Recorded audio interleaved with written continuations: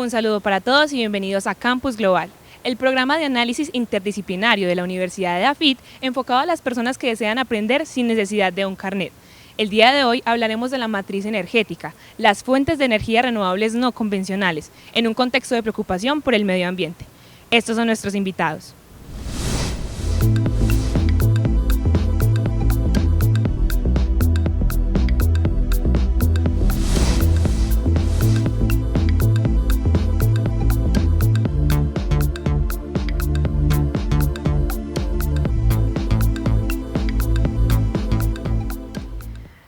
Ricardo, John Jairo, bienvenidos. Muchas gracias por estar hoy con nosotros. Muchas gracias por la invitación. Muchas gracias a Campus Global por la invitación.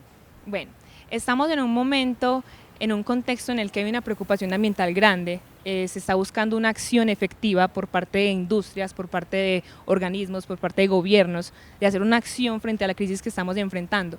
Sin embargo, es bueno contextualizar y es bueno aclarar qué es una fuente de energía renovable no convencional, algunos ejemplos, una contextualización que les sirva a quienes nos están escuchando para entender bien de qué es lo que vamos a hablar el día de hoy. Claro que sí, mira, el tema de las energías pues es un símbolo de desarrollo y las energías tradicionalmente se conocen como convencionales y no convencionales y renovables o no.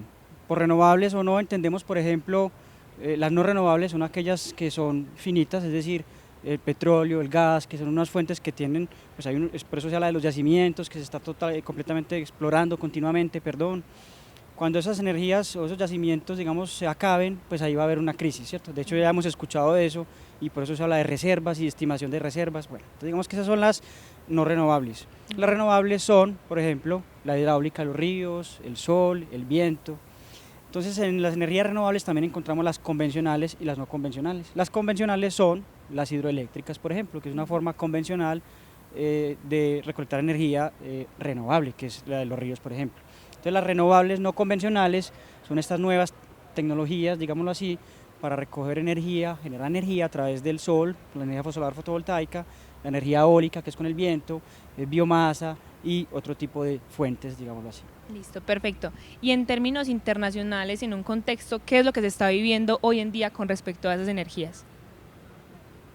Bueno, respecto a estas energías, pues están viviendo varios aspectos, porque por ejemplo, uno de ellos que es fundamental es que pues hay expertos y varios autores han considerado las fuentes de energías renovables no convencionales como la cuarta revolución industrial en el sector energético. Entonces yo creo que eso es importante contextualizarlo, porque claro, a partir de ahí, y no solamente ello, se puede articular también con los objetivos de desarrollo sostenible, donde por ejemplo el objetivo 7 apunta a energía asequible y no contaminante.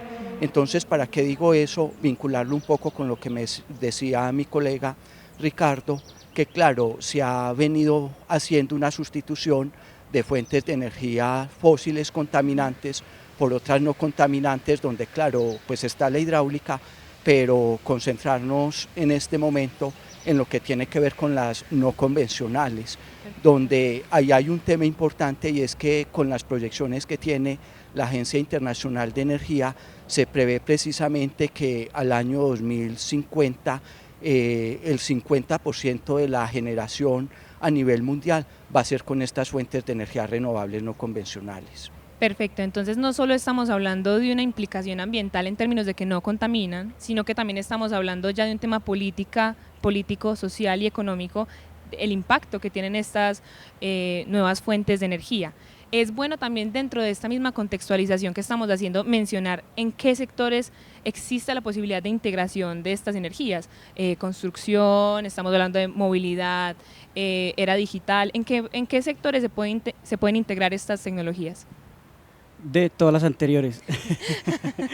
Realmente digamos que ese es el potencial, como decía ahora es un tema de símbolo de desarrollo y eso incluye todos estos sectores. Entonces, por ejemplo, uno que está muy ahora en boca de todos, que es por ejemplo la movilidad, eso va a ser una gran transición. Lo que comentábamos ahora, el tema de la demanda de energía, de ahí ha sido incremental en los últimos años. De hecho, hay una cifra del Laboratorio Nacional de Energías Renovables en Estados Unidos que más o menos anualmente está creciendo o bueno, del 2017 al 2018 creció más o menos 3.3% la demanda de energía en el mundo, y eso va a continuar y puede que sea exponencial. ¿Por qué? Porque hoy en día hay un gran consumo de energía fósil por parte del transporte, por ejemplo. Sí.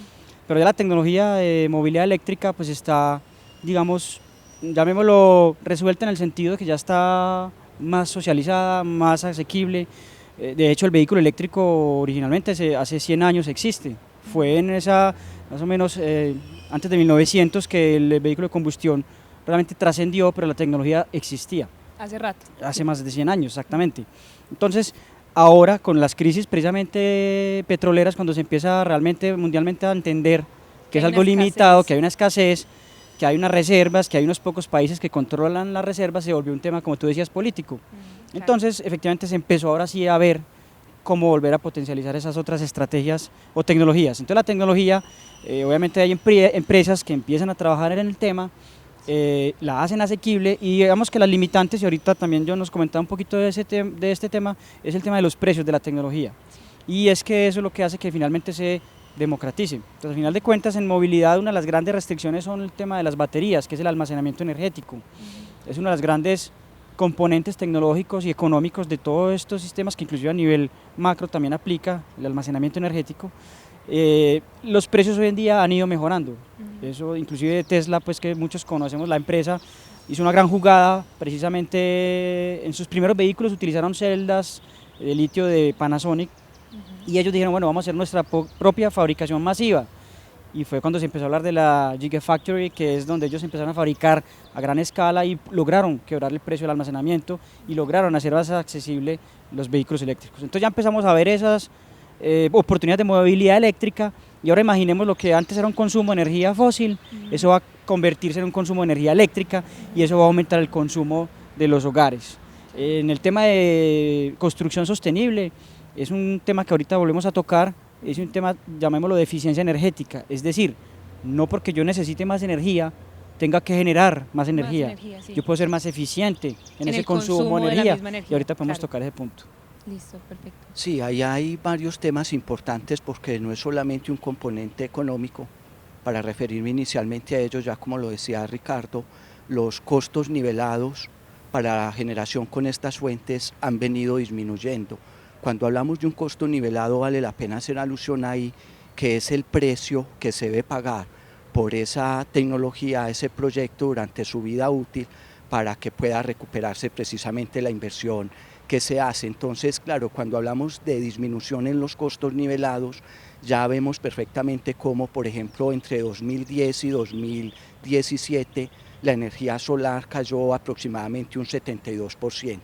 Por ejemplo, de $0.36 por kilovatio hora en el 2010, en el 2017 ya costaba $0.1 por kilovatio hora, que es una cifra para nada especial. Entonces, ¿qué quiero decir con eso? Que es, digamos, un elemento de precios competitivos, que los costos permiten que esas tecnologías sean muy competitivas frente a las otras con las que se generan, inclusive con la tecnología hidráulica, que en el caso nuestro acá en Colombia, digamos, no solamente es el mayor componente, sino que es una de las más baratas.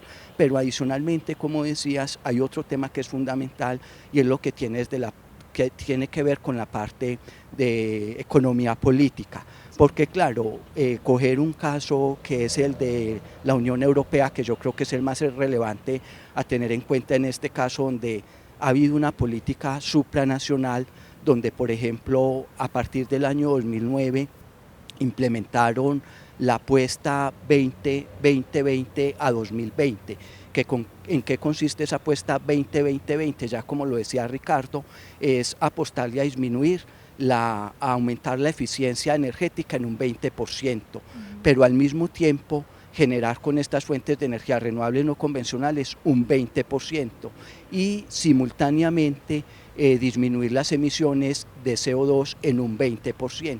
Claro, ahí hay temas fundamentales que uno ve que de hecho pues ya a 2018, por ejemplo, la Unión Europea, los niveles de disminución de gases de efecto invernadero, contaminación CO2, han disminuido en un 20%, que ese ya digamos es un resultado obvio bastante exacto y bastante interesante desde la parte social también, emisiones de CO2, que es fundamental pues tenerlos en cuenta. Y no solamente ellos, sino que claro, en el 2016 ellos volvieron a fijarse nuevos retos ya a 2030.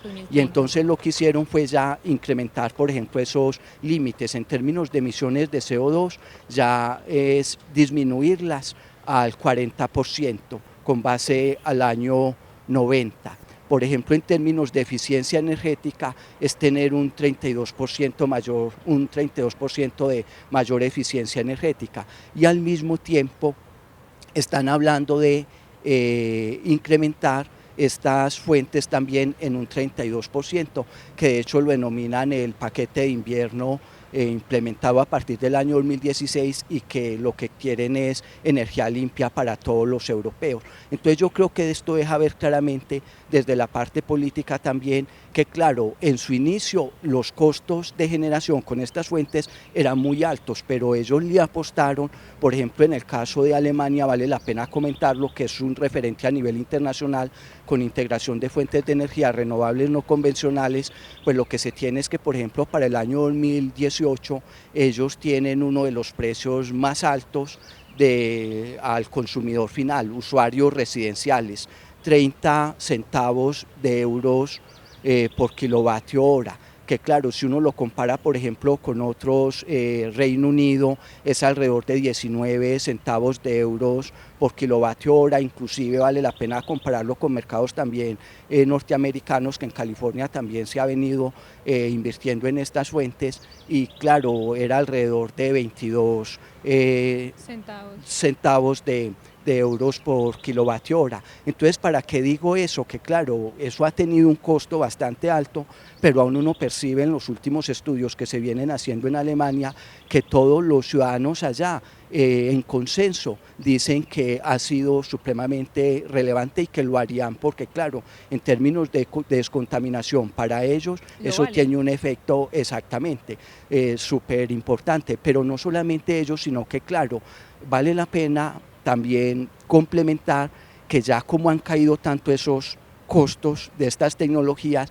entonces ya no se tiene que hacer vía subvenciones como se han venido haciendo con las famosas tarifas garantizadas, sino que ya se puede hacer vía subastas, y vía subastas pues es simplemente un mecanismo directo de competencia donde los precios terminan siendo mucho más eficientes. Lo vamos a ver ya acá luego en el programa, que en el caso de Colombia pues parte de lo que hemos incorporado ya para contratación de fuentes de energía renovables no convencionales de largo plazo, se hizo a través de una subasta y los precios fueron bastante reducidos. Sí.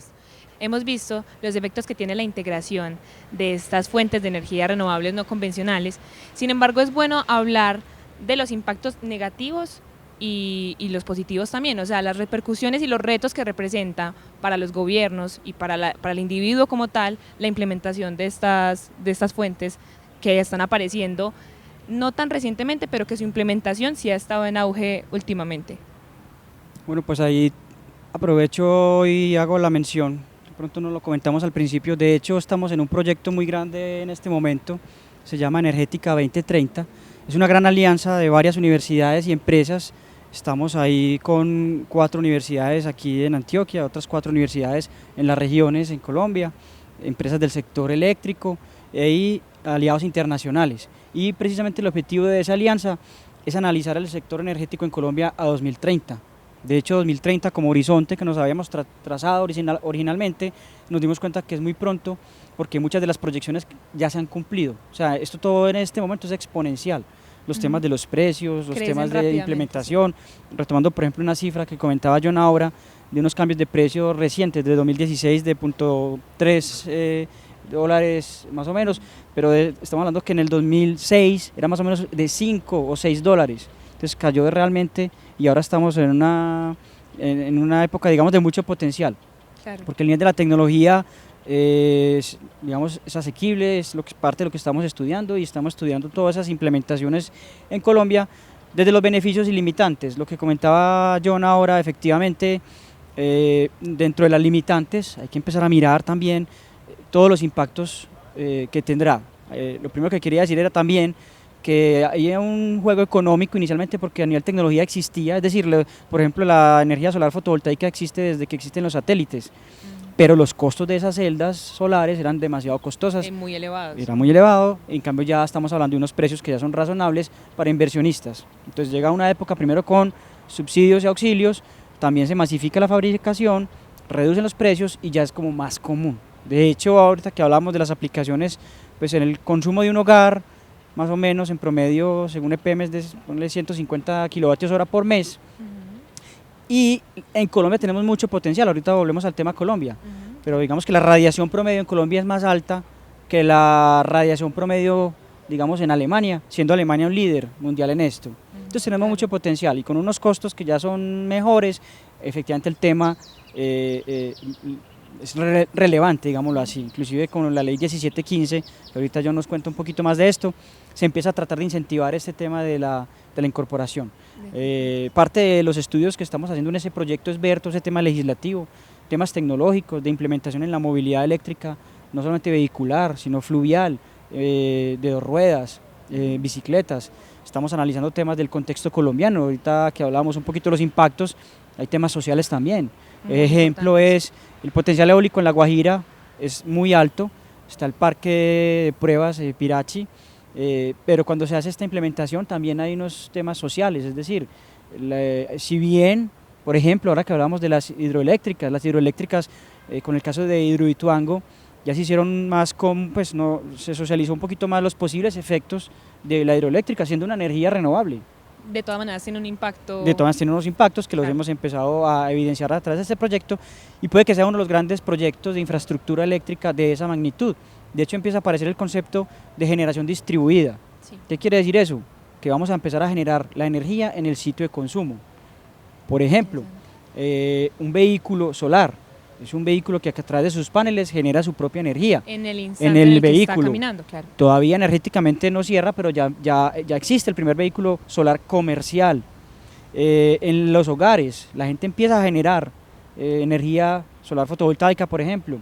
De hecho, con la estimación de consumo promedio de un hogar y teniendo en cuenta la radiación, por ejemplo, en Medellín, que es de más o menos 4 kilovatios hora por metro cuadrado por día, yo podría tener más o menos el equivalente a 8 paneles solares para una demanda energética más o menos, ¿cierto? Entonces digamos que ahí se empieza a ver que y si es reducen factible, los costos de esos paneles es mucho más fácil implementarlos. Exactamente. Claro. Y si yo llego a generar más, por ejemplo, si no puedo instalar esos 8, sino que quiero instalar 10, 20, yo puedo generar energía eléctrica que tal vez yo no consuma, pero que podría inyectar a la red. Claro. Y entonces empieza a haber unos nuevos modelos económicos y unas nuevas posibilidades de negocios para las empresas, positivas y negativas. Y hay una descentralización de la energía. Exactamente, y esa descentralización pone un poquito en jaque todo el tema de transmisión de energía, donde hay unas grandes inversiones a nivel nacional. Eso ya las empresas están conscientes de eso y precisamente parte de los objetivos de este proyecto es analizar todas esas posibilidades para ver qué nuevos modelos de negocio y cómo ofrecer un mejor servicio de energía, porque digamos que una de las grandes desventajas de las energías renovables es su intermitencia. Porque exactamente, depende completamente de factores climáticos, entonces yo no puedo tampoco depositar toda, digamos, la confianza, digámoslo así, porque hay un tema de seguridad energética, se conoce el concepto, donde yo tengo más bien que apalancar entre lo tradicional, lo convencional y las energías renovables, entonces por eso se habla de un tema de diversificación, pero no todavía centralización en una nueva fuente de energía. Sin embargo, la matriz energética en Colombia sigue siendo una de las más limpias en Colombia, la sexta más limpia, porque somos una matriz energética de alto nivel, pues, porcentaje hidráulico, del orden del 70%. Es bueno, perdón te interrumpo, aclarar qué es una matriz energética y por qué la de Colombia es más limpia o es considerada una de las más limpias a nivel mundial. Sí, cuando hablamos de una matriz energética en cualquier mercado a nivel mundial, incluido Colombia, pues implica tener en cuenta las diferentes fuentes con las que se está generando. Claro. Entonces, claro, como ya decía Ricardo, pues nosotros tenemos acá una que dependiendo la hora, porque hay unas horas pico que ahí utilizamos más el componente térmico en general. Acá nosotros tenemos, digamos, prácticamente un componente, el mayor es el hidráulico, seguido el componente térmico donde hay gas, carbón y combustibles líquidos, y hay una pequeña participación, todavía muy pequeña, menos del 5%, que son residuos, e inclusive en el momento pues no tenemos ni el 1% con estas fuentes de energía renovable no convencionales. Ya lo decía Ricardo, el único proyecto ahorita que tenemos prácticamente es el de Jepirache, interconectado a la red, vale la pena pues hacer alusión ahí. Entonces, claro, conectando eso me parece que es un tema fundamental, porque en términos de beneficios lo que uno ha visto es en términos de diversificación de la matriz, eso le crea mayor confiabilidad, obvio, para prestar el servicio, no llegar a apagones que ya se han presentado, el caso de California en el 2005, Brasil ha tenido varios también, nosotros lo tuvimos aquí en el año 92, entonces yo creo que es un componente bastante importante, porque en términos de la diversificación de la matriz ya se percibe. Por ejemplo, en el caso de Alemania, pues el 50% en el año 2019 fue hecho con estas fuentes de energía renovable no convencionales. Entonces es como articular varios temas ahí, porque por un lado, ya lo mencionábamos, los costos han venido bajando, entonces son competitivas con las otras fuentes de generación, pero al mismo tiempo pues estamos aportando al medio ambiente porque estamos contaminando menos, y digamos ese es uno de los temas fundamentales ahorita sobre exactamente un planeta, y hablar de ciudades inteligentes ahí que tiene todo el sentido, porque es claro cómo aprovechar de la mejor manera esos recursos tratando de ser lo más eficiente posible. Entonces, claro, pues uno a nivel internacional ya ve que la diversificación y la utilización y la sustitución de combustibles fósiles por estas fuentes de energía renovable no convencionales ha venido cambiando para nada despreciablemente, pero claro, pues eso se puede ver reflejado también aún por diferentes economías. Uno ve en el caso de la Unión Europea, que hago énfasis porque es uno de los referentes a tener en cuenta a nivel mundial, cuando hablamos de emisiones de CO2, uno ve entre el año 90 y en el año 2017 la disminución ha sido del 20%, que es una cifra ya bastante interesante a tener en cuenta. Claro, eso en términos de beneficios, pero si nos concentramos en términos de retos a nivel general, uno lo que percibe, pues surgen un sinnúmero de negocios que son supremamente importantes. Ya Ricardo lo mencionaba un poco, hablar por ejemplo de lo que es el prosumidor, un agente que puede generar, puede consumir, pero al mismo tiempo los sobrantes los puede inyectar a la red, que yo creo que ese es uno de los temas fundamentales que tenemos acá, porque claro, nosotros vemos que estos son mercados donde generalmente han sido ofertados, por ejemplo, la parte de transmisión y distribución por estructuras monopólicas, monopolios naturales, la parte ya de generación y comercialización por oligopolios, pero con cierto poder de mercado, donde los consumidores tienen muy poquita posibilidad de empezar a ser activos frente a la demanda y a ser más racional, a comportarse frente a los precios que se tienen ahí. Entonces, claro, lo que uno percibe es que a partir de estos cambios que se están dando, el papel del consumidor termina siendo mucho más activo, dado que puede generar, consumir y al mismo tiempo inyectar a la red. Claro, como ya lo decía Ricardo, hay un tema que es fundamental a partir de la generación distribuida, como más consumidores van a dejar de utilizar la red, no solamente la transmisión, sino la distribución, entonces eso hace que, claro, los costos en esa componente de la tarifa, porque eso entra ya al componente de la tarifa, se termina incrementando, y no solamente ello, también. Exactamente, no solamente ello, no, por la demanda no, por la intermitencia que tiene el recurso, claro. Porque ese es un tema que es fundamental, y aquí es uno de los retos grandes que se tienen, no solamente a nivel internacional. En Estados Unidos, por ejemplo, ellos han repensado ahorita, a pesar de que tienen unos mercados complementarios ya para abastecer la demanda en términos reales, pues los han tenido que venir modificando precisamente para darle solución a esa intermitencia de las fuentes. Claro, intermitencia ¿en qué sentido? En el momento de generar, ya sabemos con más certeza cuánto irradiación tenemos, si está haciendo viento o no, pero como hacemos el despacho programado el día antes, que es un mercado spot, ahí sí no conocemos con certeza cuál va a ser el día y cuál va a ser el clima que va a ser al día siguiente. Entonces, claro, han venido acomodando esto, tratando de ser mucho más flexibles para que estas fuentes tengan una mayor acogida ya en términos de la prestación del servicio en términos reales. Ahí hay otro tema que es fundamental también en términos de las ventajas que se han tenido y en los mecanismos de almacenamiento. Por ejemplo, ¿qué pasa? Nosotros tenemos unas restricciones, ya entrando en el caso colombiano, unas restricciones muy altas de las redes de transmisión, por ejemplo en la costa. Entonces, a pesar de que podemos generarla en el interior, Antioquia, otra de las regiones del interior, en el momento de prestar el servicio en términos reales, no hay redes por donde sacarla. Eso es lo que llamamos las restricciones. Entonces, claro, esas restricciones se terminan incrementando un poco y ahí tendría mucho sentido la parte de almacenamiento, que es fundamental para entrar a prestar eso, no verla como generación, porque eso no es generación, sino como su nombre lo dice, un mecanismo de almacenamiento para responder a esa necesidad. Para almacenar cuando hay una demanda baja, almacenar y descargarla en las horas pico, que es donde necesitamos más ese componente térmico, que aún es más costoso y es más contaminante también. Entonces ahí hay unas oportunidades bastante interesantes. Y es precisamente esa restricción y esa limitación del almacenamiento lo que podría no permitir desligarnos completamente de las energías fósiles que veníamos hablando, porque asumo que esa crisis de almacenamiento no se presenta con las fósiles y con las que no son renovables, porque siempre son constantes, siempre son las mismas, mientras que las energías renovables no convencionales, como decíamos, dependen completamente del estado del clima, dependen y son intermitentes, y eso se le sale de la mano al ser humano que está buscando pues como llegar a suplir esa necesidad de la que venimos pues como comentando. Hemos hablado entonces de un contexto internacional, hemos hablado de potencias como Reino Unido, como Alemania.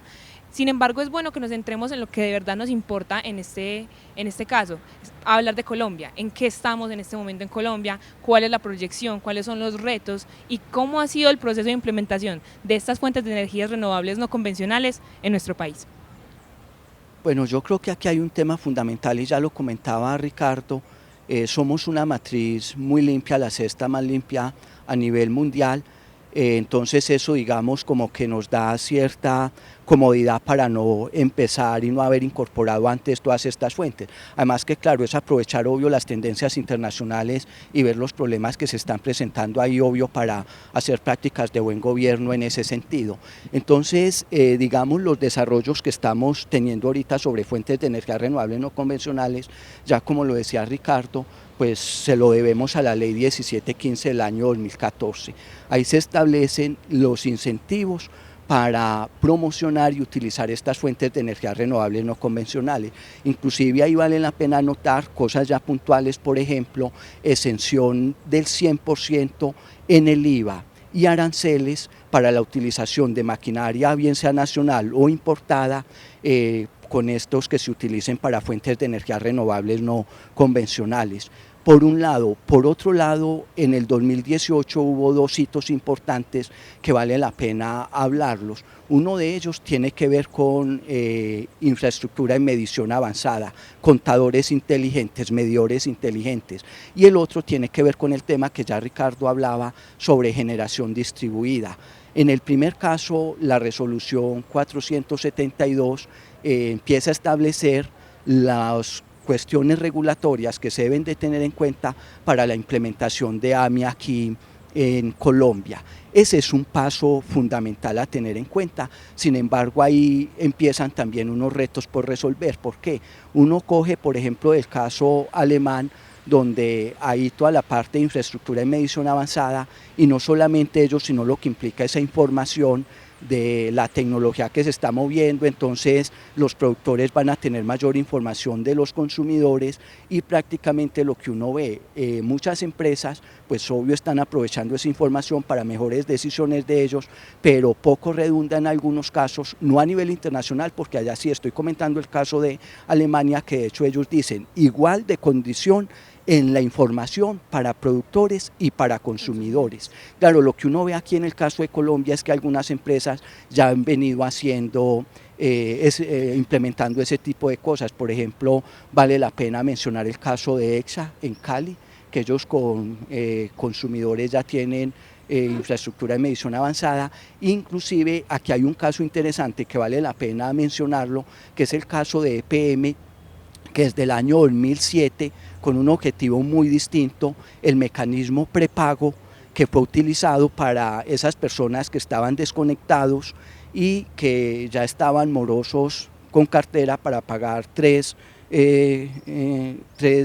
facturas del servicio. Entonces ellos necesitan un contador inteligente, obvio, para hacer eso. Entonces yo creo que son mecanismos que ya se han venido implementando, pero quedan retos muy grandes desde la parte de regulación, en el sentido de que, claro, es igualdad de condiciones de la información para consumidores y para productores ahí, que ese es un reto duro para el regulador, porque claro, inclusive aquí vale la pena concentrarnos, hablar de un tema fundamental, y es el reto que tiene el regulador ahí, que es cuál. Uno, desde la percepción a nivel internacional, es permitir la creación y el surgimiento de nuevos negocios, que ya Ricardo hablaba de ese surgimiento de nuevos negocios acá, porque claro, en la medida que hay mucha regulación se termina truncando, y es más poner esos agentes en las mismas condiciones para que compitan y haya mayor eficiencia. Eso de un lado, pero del otro lado, el otro hito que estaba hablando de generación distribuida.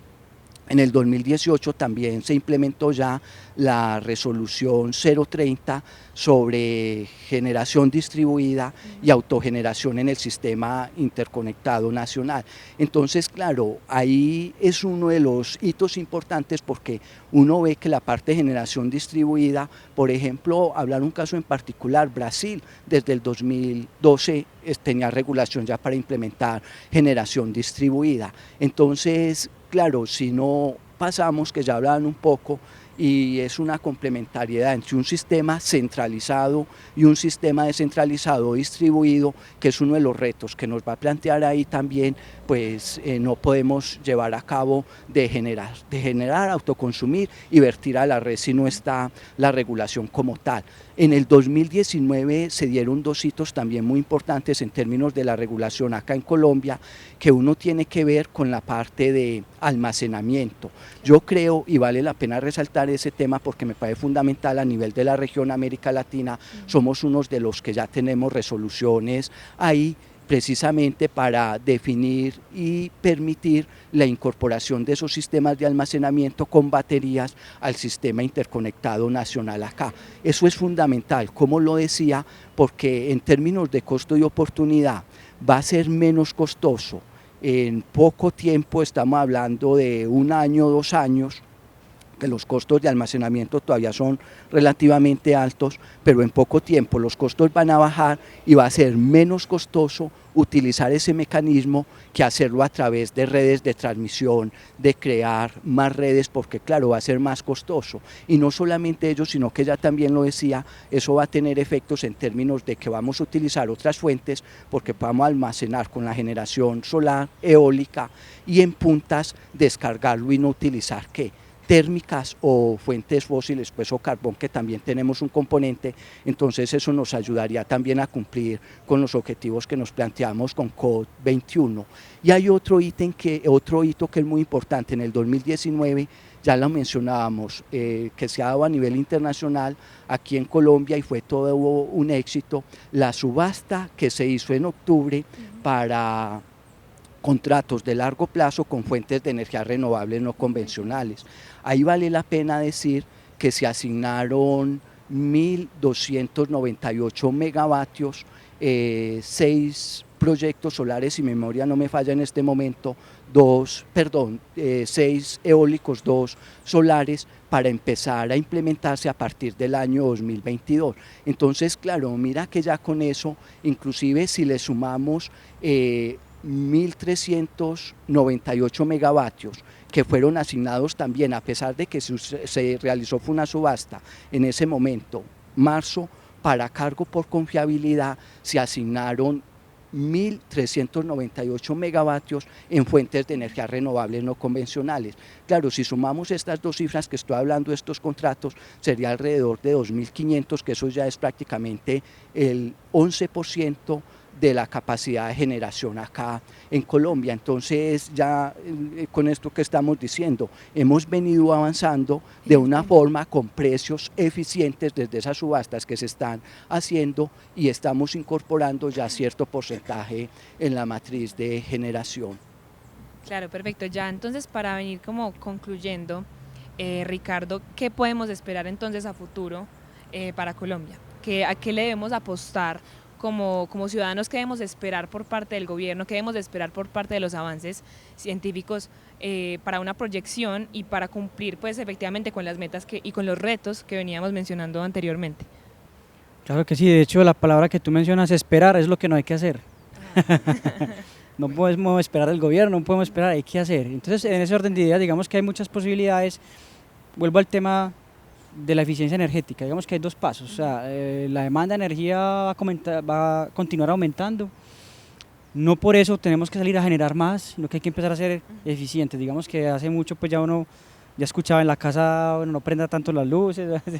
Eso es como el pequeño sinónimo de consumir poco, ser más racional, porque va a haber otras cosas que van a empezar a demandar energía también, entre ellos la tecnología, el desarrollo tecnológico nos lleva hoy en día al celular también a cargarlo, vendrán los vehículos, vendrá el transporte público, etcétera, etcétera. Y deseamos que suceda, sobre todo en Medellín estamos viviendo efectivamente por esta época precisamente el tema ambiental, entonces nos hace más conscientes, nuevas prácticas de movilidad, bicicleta por ejemplo, es una gran alternativa de transporte en la ciudad, contribuimos al medio ambiente, consumimos baja cantidad de energía, movilizarnos responsablemente.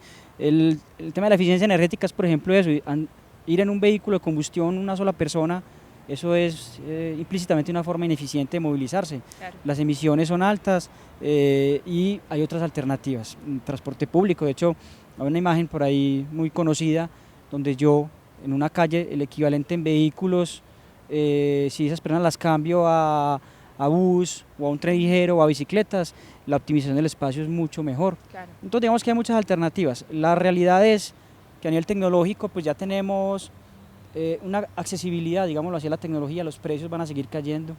De hecho, cuando hablamos de este potencial de energías en Colombia es porque hace ya más o menos 30 años el tema tecnológico está resuelto. De hecho, muchos empresarios hace rato estaban, como quien dice, pidiendo pista, bueno, ¿cómo hacemos estas implementaciones en Colombia? Fue por eso que salió la 1715, que fue la ley, más no la regulación. Muchos empresarios todavía no se atrevían a invertir porque no había mecanismos de cómo recuperar esas inversiones. Eso se empieza a ir desbloqueando poco a poco, empiezan a aparecer las subastas, etcétera, etcétera. Quiere decir que ya es una realidad.